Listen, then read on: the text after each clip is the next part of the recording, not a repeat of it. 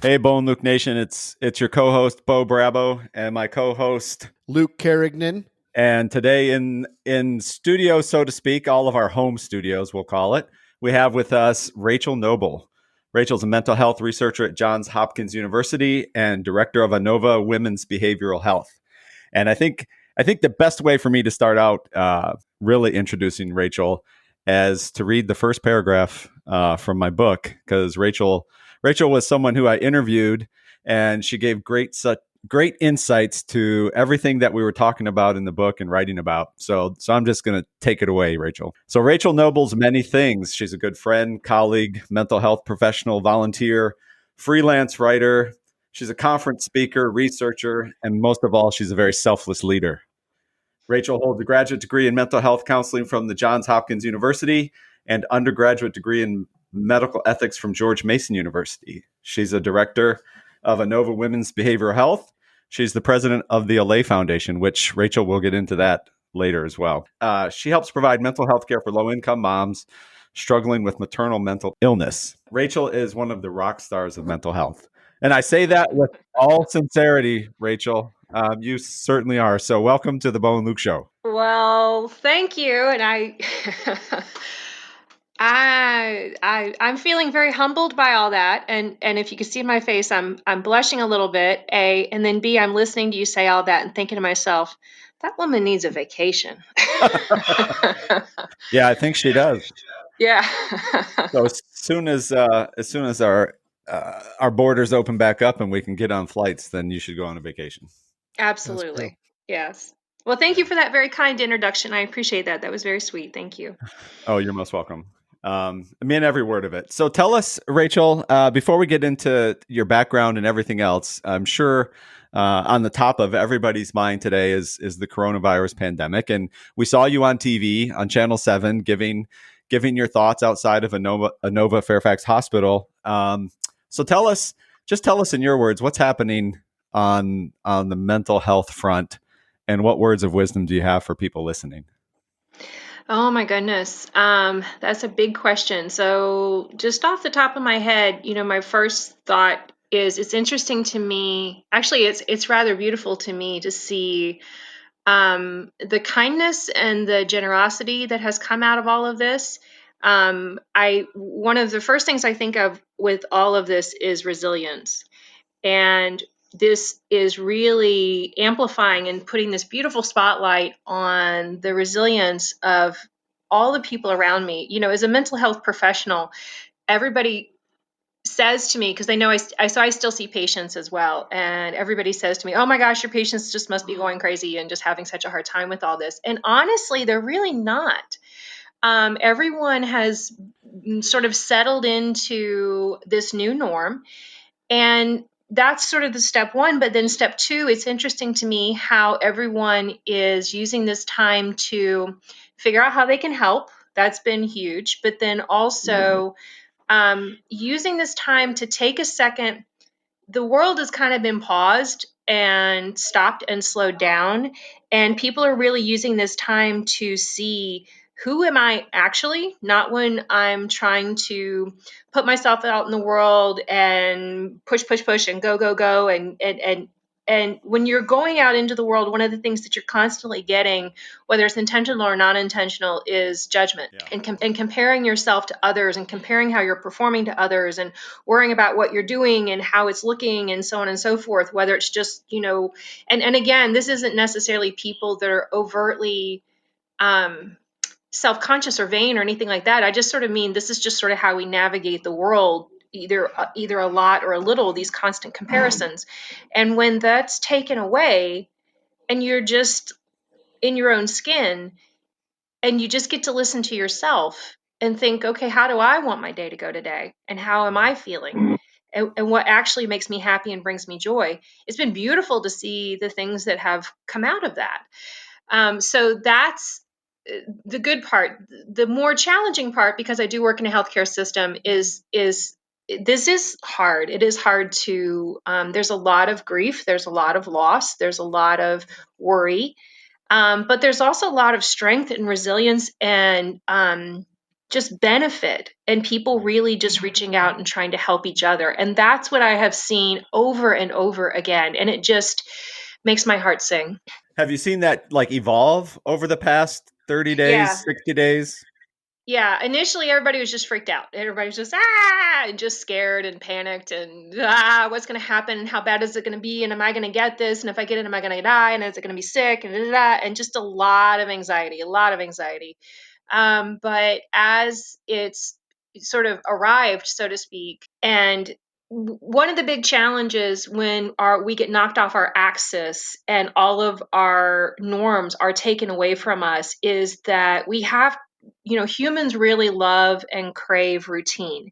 And when our routine is taken away from us and we have to rebuild it, oh God, it takes a lot of mental space. It takes a lot of energy and effort to reconstruct all of those things that were put on autopilot. And we like routine because we like those things being on autopilot, because then we can have, more bandwidth to deal with relationship issues and deal with problems at work and, noodle Sure. through, I don't know, the crossword puzzle. But when you have to rebuild all your norms, that takes a lot of mental space and you don't know how it's going to go. But once people have gotten past that, building their new routines, now they've kind of slid into this new space. So that's more of what I've seen. One of the other fun things about this challenges of working from home, one of my clients said that this whole episode in our existence has taken a moment to show us that things that were previously thought to be impossible are actually possible, and that we have been forced to make them be possible. Just like us now all sitting in our homes and recording all of this, and you just figure it out. You make it possible. And the other lovely thing is that it might not be as perfect and polished as it might have been previously, but it has this delightful raw authenticity that I think is really wanted right now. Let me ask something too, Rachel. And this is just my own observance from what I've seen. So my wife and I have a 4-month-old child right now. And ever since this has happened, it seems like we're twice as busy now as we were before. And it's probably gets back to, us getting knocked out of that routine. Sure. But what I'm seeing as well, especially like with the women that I work with, is that now they're playing more of a dual role. So you have work from home with kids is a reality, and it's here today.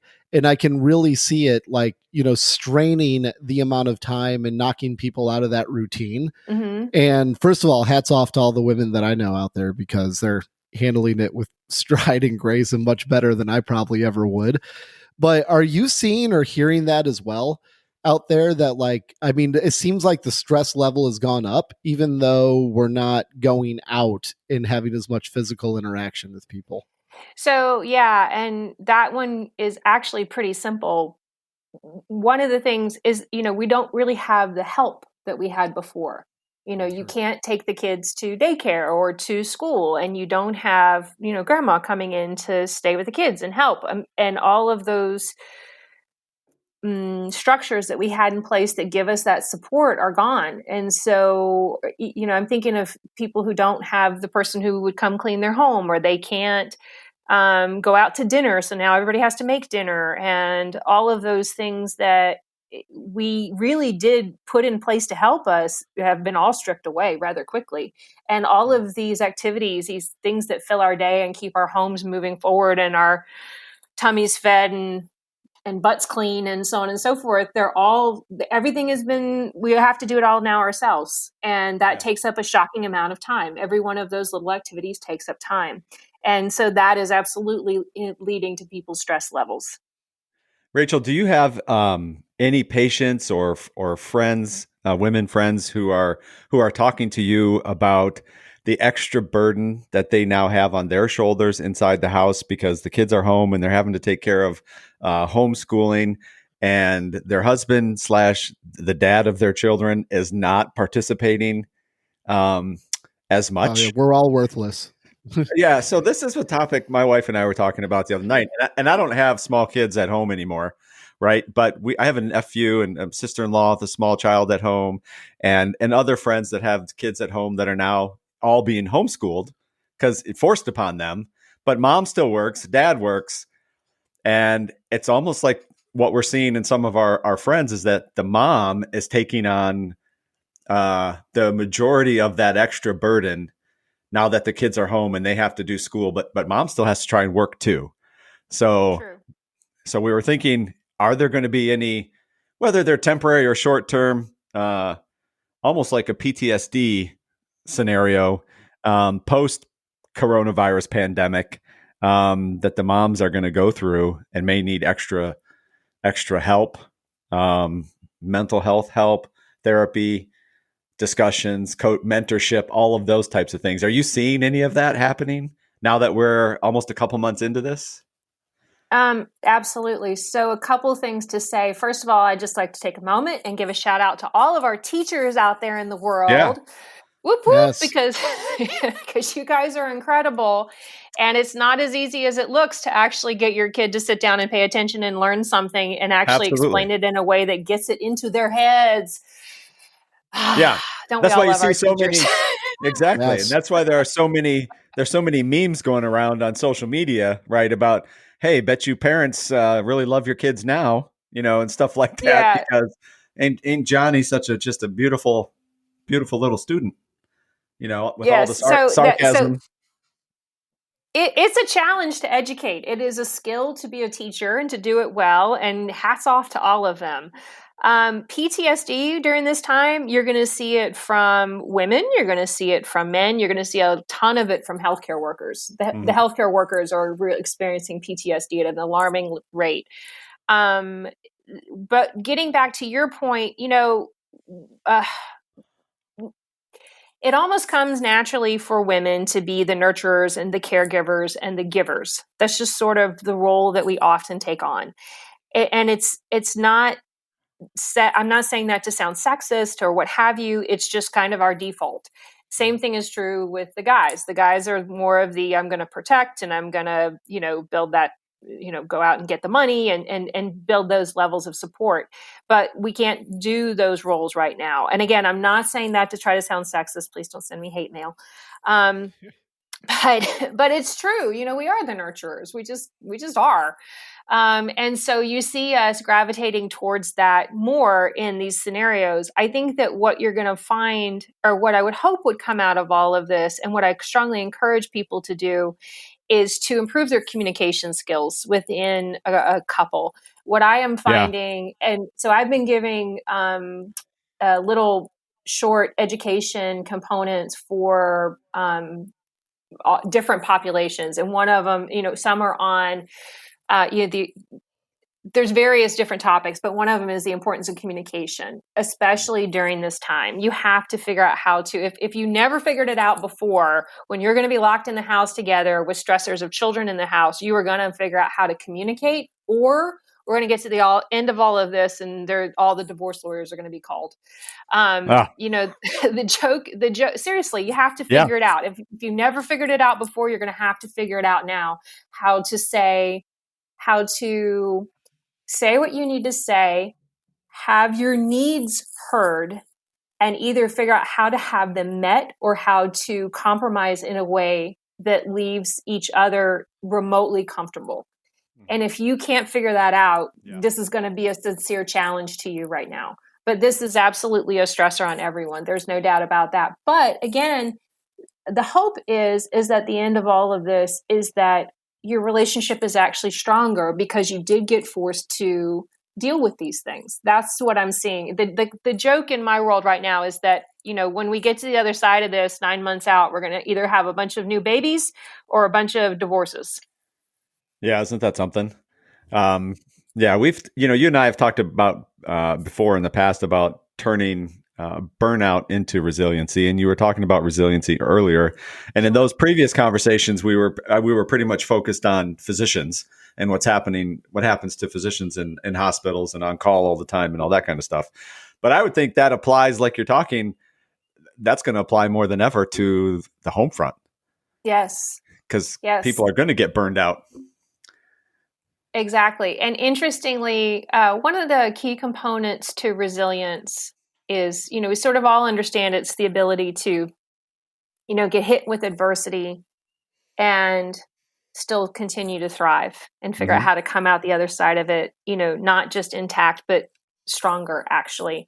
And I heard recently this great neurologist at GW gave a speech earlier this week on resilience. And one of the things he said is that it's not a noun, it's a verb. It's not something that you just are. It is something you continue to do. And it continues to show up in your actions every day.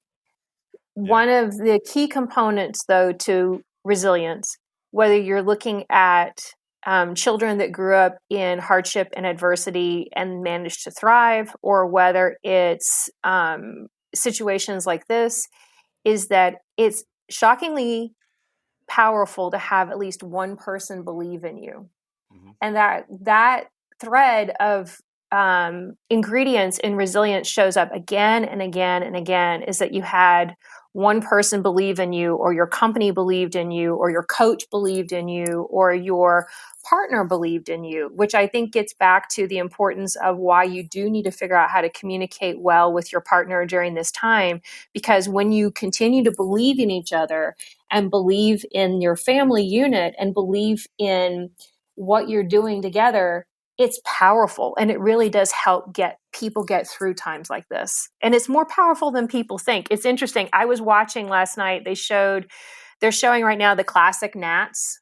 And I don't know how many of you, the Nats won the World Series last year. And I don't know how many of you remember that at the beginning of the season, they sucked. They sucked really, really bad. Really bad. It was bad.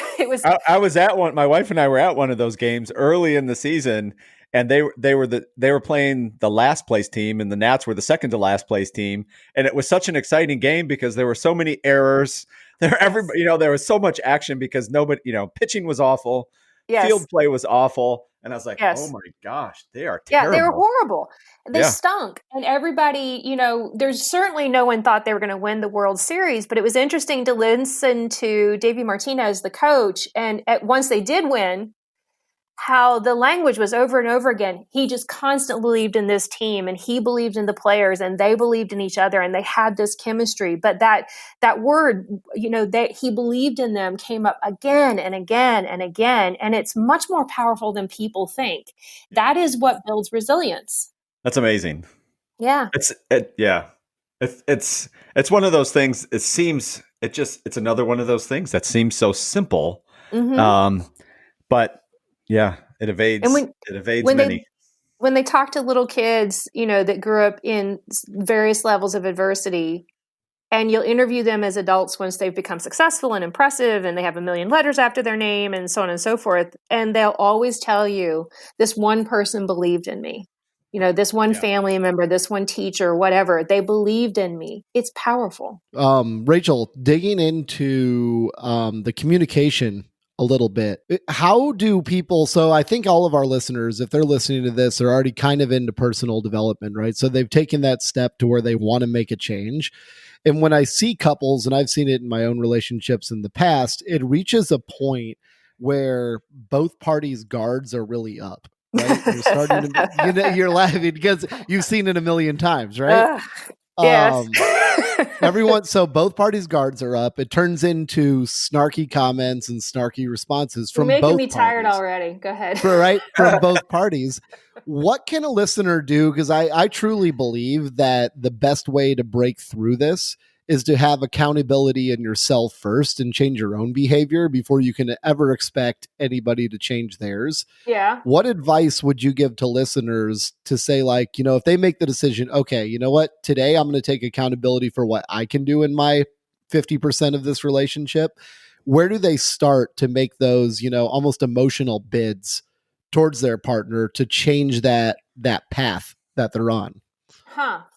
Okay. So that's a great question. So first of all, the most important thing to say in all this is you can never, never, never, never, never, never, never change anybody else ever, ever, ever. You just can't. All you can do is change yourself. All you can do is change your own actions and change the way you show up in a relationship or you show up in a conversation, and then see what the other person does and then respond accordingly.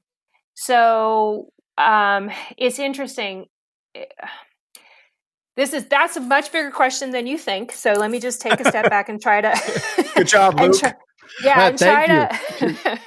And try to dissect it down into a few different things. So let me put on the therapist hat for a second here and go back to your family of origin. And that's what we call in therapy land, the home you grew up in. The home you grew up in, this is how you learn how to react. How you learn how to react to stimuli and react to things coming at you and react to someone taking your toys or someone making you do something or whatever. And so you learn these patterns of behaviors and response in your home of origin. And what you'll often find is you'll develop these patterns. And it's interesting that you use that word guarded. You'll develop these patterns that keep you safe in that home for whatever reason, whatever's coming at you. And then when you grow up and you leave that home and you go to school and you go to wherever and you move into a new home and now you have a new relationship with new people, sometimes those old patterns are helpful in this new home. And sometimes they're really harmful and destructive. And you'll keep reacting and responding the same way you did back in your home of origin because it kept you safe there. But actually it's causing problems over here. And so your job in that level of accountability, as you phrased it, is to say, okay, hang on. This is actually interfering with this relationship. I'm not really showing up the way I want to. Maybe the way you responded in your home of origin, maybe that's just the way you responded because somebody around you was being a butthead or challenging or whatever. And it's really not who you are at your core. Or maybe it really is. But your job in whatever this new space is, if you find that the way you're responding and the way you're reacting isn't getting you what you want, or it doesn't feel authentic to who you are or whatever, it's your job to slow yourself way down and move into what we call assessment mode. So if you think about it, if you could see my hands, I'd be showing like stimulus response, like something comes at you, you react. Your job when you're finding that you're hitting these stalemates, these uncomfortable spaces in your relationships, is instead of continuing to react the way you always did, slow way down. Find the space between stimulus and response. Look at that space, and in that space, choose a different way to react. Consider options. And then try them and see how it goes. And then see how your partner responds. See how does it feel to you? How does it feel to them? So on and so forth. I kind of describe this as so, and then you do that and then you see what happens. And when you sort of change the way you dance in these conversations, you'll find it'll throw your partner off. And at first they kind of won't know what to do with it. And it takes a little bit of time, but that's how you actually change behavior over time, is that you have to change your dance steps and then slowly they'll catch up. And one of the ways I describe this, so you do this, so you change the way you respond, you change the way you react, if you want to, and if you don't, that's different, but that's the only thing you actually can control. So that's what we work on in therapy, is how's another way you can respond to this. And then I describe this as almost like an athletic performance. So if you think of someone who's like a diver and they videotape their dives when they're practicing, and then they go back and watch it and they'll be like, okay, I did this well, this worked, this really got me what I wanted, but I need to change this. I need to consider altering this to get what I want. So that's going back and assessing, how did that go? And then saying, okay, good. This was helpful. This wasn't. I need to do more of this and less of this, and keep that up. Because at the end of the day, all you can do is control yourself. So if you're talking about actual change, that's what that looks like. If you're talking about just improving communications and figuring out how to be more honest and how to be more open with yourself, that all gets diluted down to a very nice old phrase, which is, the truth can hurt, but silence kills. Mm-hmm. And that's true in a lot of relationships, that sometimes it's just a matter of getting to the point to admitting your own vulnerabilities, saying what's really going on in your mind, letting go of whatever that guard is and saying whatever it is, because it might hurt you or it might hurt your partner, but staying silent is actually going to kill your relationship. That's fair. It's powerful. That's a great response. Thanks. So I felt So like I it's just kind of prattled on, but I appreciate that. So it sounds like when we drill down to like the basis of everything, that everybody has a choice. Oh yeah. I think we mentioned this on a different episode, that you always have a choice. Now, you may not like your choices. It might not be clear and cut and dry and say, well, this is an easy, great choice I'm going to make because there's a big benefit. Sometimes there's two, garbage choices. But at what point, like, what advice would you give to somebody that needs to make that choice? And I think that I'm kind of mumbling on about this, but I think there's a lot of courage behind making that initial choice to do it.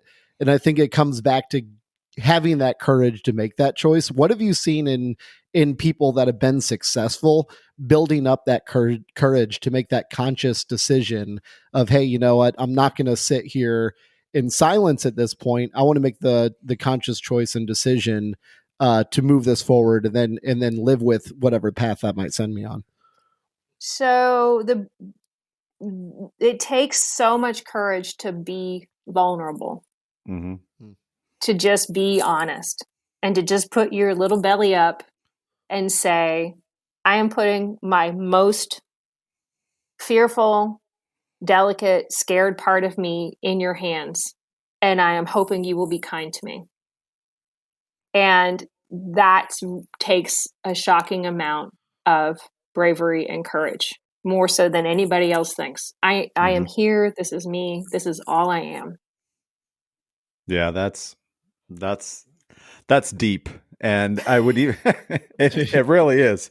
And I think what I would say to all of our listeners listening, if you pause this and you go back and listen to the last 7 or 8 minutes, Rachel talking about relationships, and you can only change yourself.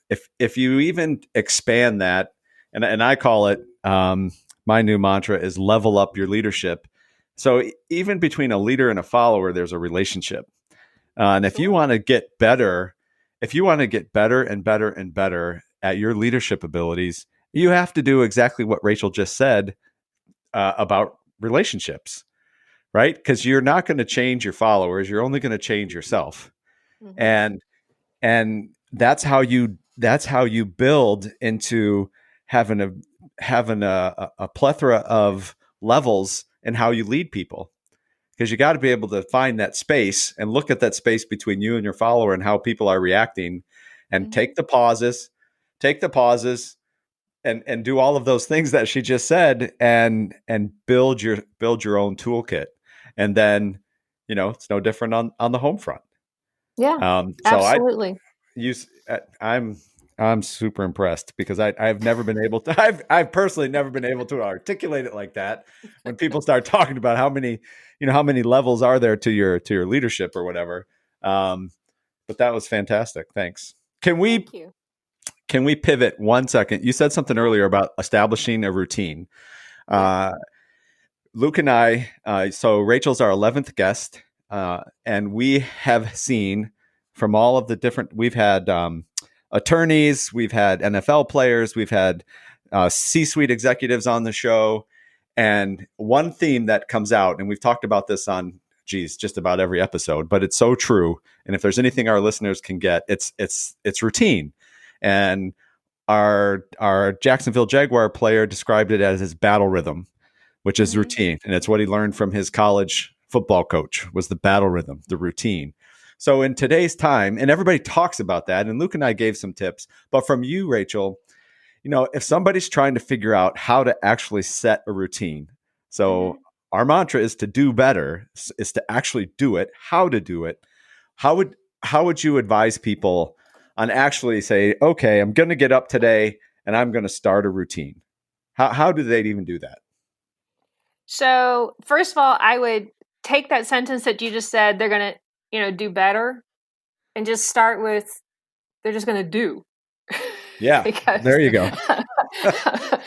Because sometimes that's just step one is, okay, we're going to do. So one of the fun things that has sort of come out of this time that we're all in now, where everybody just gets to stay home, is the conversation of, okay, I don't actually have to put on clothes today. I don't actually have to brush my teeth.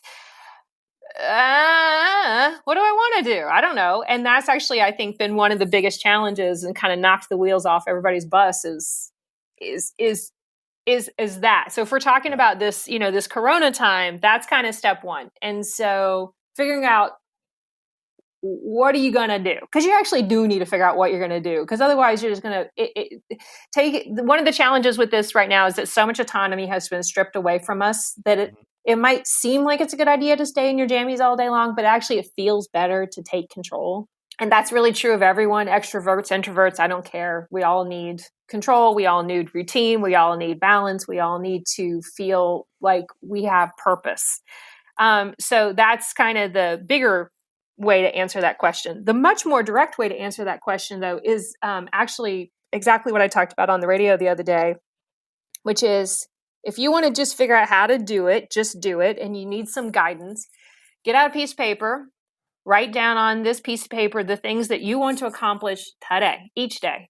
And don't go all over the place. This is not when you're going to start, doing 400 push-ups a day and that kind of thing. This is just, I need to make sure that I get up, get dressed, brush my teeth, mark one thing off my to-do list, move, drink water, eat a vegetable, be kind to myself, be kind to my loved ones, say one thing I'm grateful for today.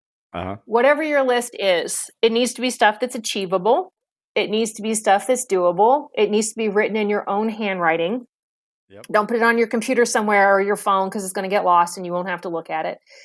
Take it and tape it on the inside of your front door, tape it on your bathroom mirror, tape it somewhere that's in your line of vision.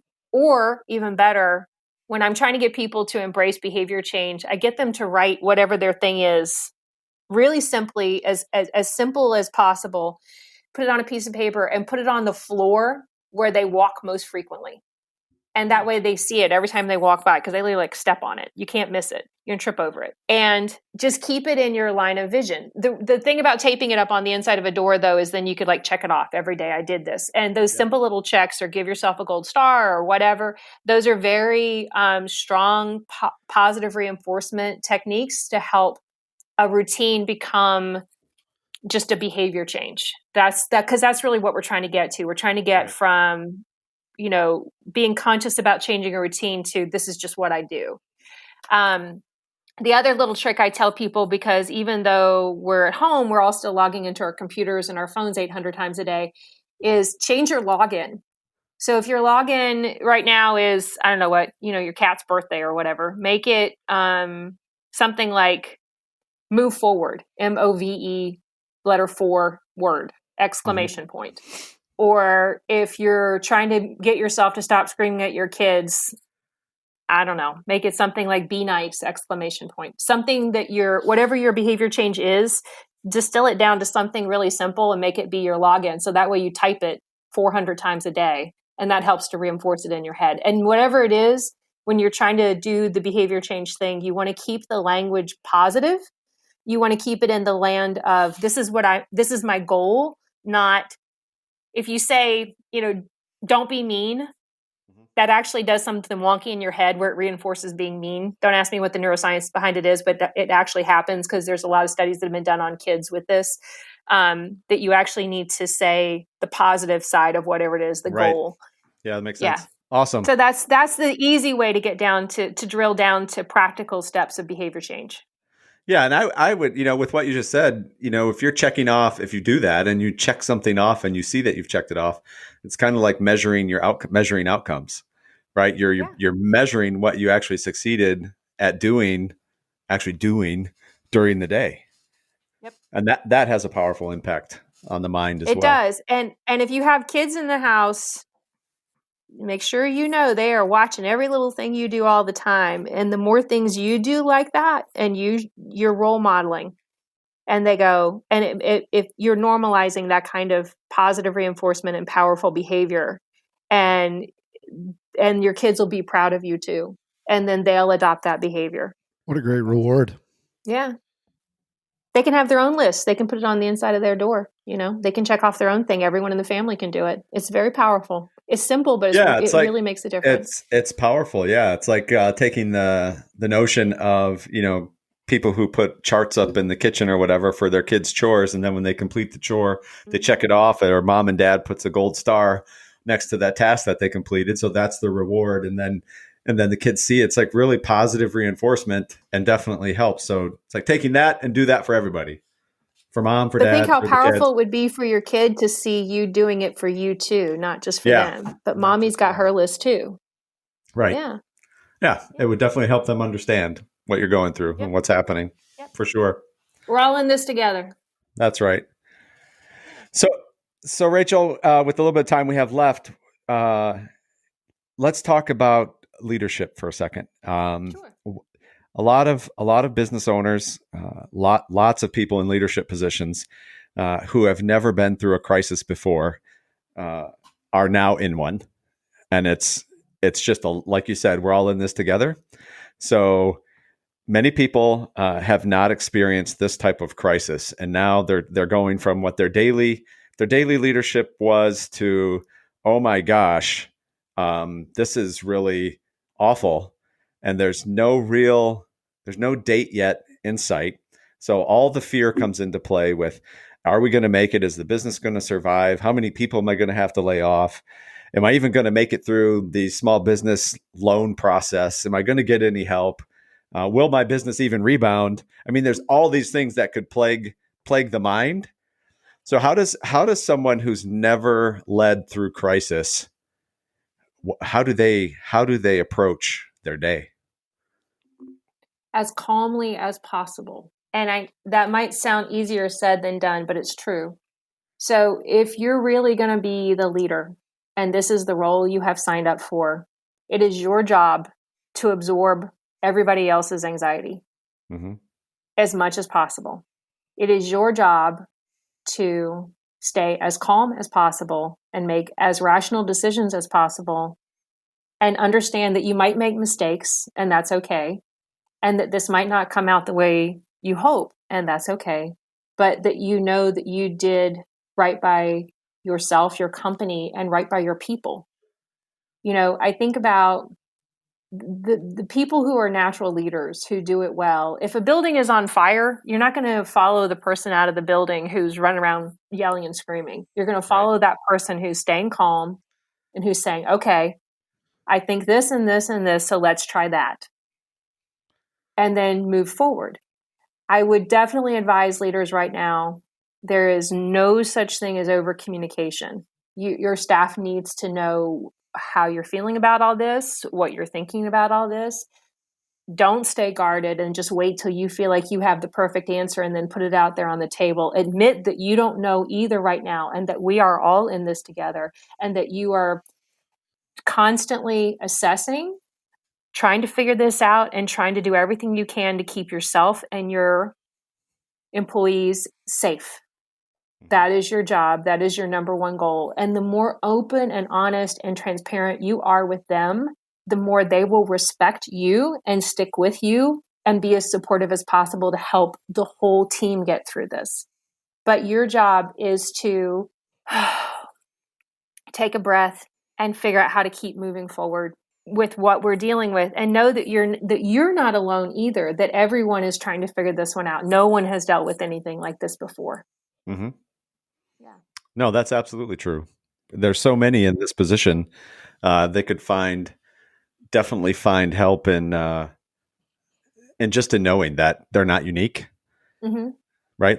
You're not, the world is not crushing just your head. It's crushing a lot of people's heads. And I think there could be power in that, to be honest with you. Find those other people. If you've never been part of a networking group or whatever, find it, reach out for it. Know that you're not in this alone. I think that by itself is powerful. Absolutely. And then, and it's validating, one of the challenges with being a leader is that everybody looks at you to have the answers. And right now, nobody's got the answers. And so all you can say is that we're doing the best we can. The other thing, too, is to remember that this is not a sprint, that this is a marathon. And you need to pace yourself. And you as the leader need to take care of yourself, too. And just like the example of parents giving to kids, it's the same thing when you're the leader. You actually do need to be showing your staff that you are taking care of yourself too. Yep. I love that, because I think even in my own experiences, when you're with leaders who are like that, they're calm and calm in the wake of the storm, and they garner that respect from all of their followers, if you will. It definitely opens up transparency and communication, and I think sometimes then that even allows the followers to have that comfort with providing feedback or input or their thoughts and ideas, which, your next best business idea might be someone, that you hired 6 months ago. And if you're calm and they see you as calm and someone that they really truly respect, and you're looking out for them, I think it opens up communication and comfort in sharing ideas. Yep. Yeah. And if you think about it, people who are just sort of authoritative and dictatorial, there's no space for collaboration. There's not a sense of trust. There's not a sense of people actually being heard. A big part of all of this right now, the fear in all of this is understanding that A, not everybody has the answers, but B, still everybody wants their voice to be heard. Mm-hmm. And, one of my favorite quotes for leadership is that you have to listen to be heard. Your people, you have to know that you're hearing them first and then responding accordingly. I would agree. That's great stuff. Yeah.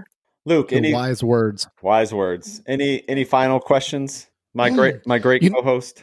I really don't. I just I keep thinking back to just like almost the theme of all this kind of comes back to listen to you, Rachel. This great insight. It's just I'd want our listeners to know that you have a choice. No matter what's going on at any point in time, you can always control what you're doing, how you're going to react to something. And, just like Rachel said, you're never going to be able to change what other people do. I think that just accepting that is huge and is almost the first step towards making that choice to change yourself.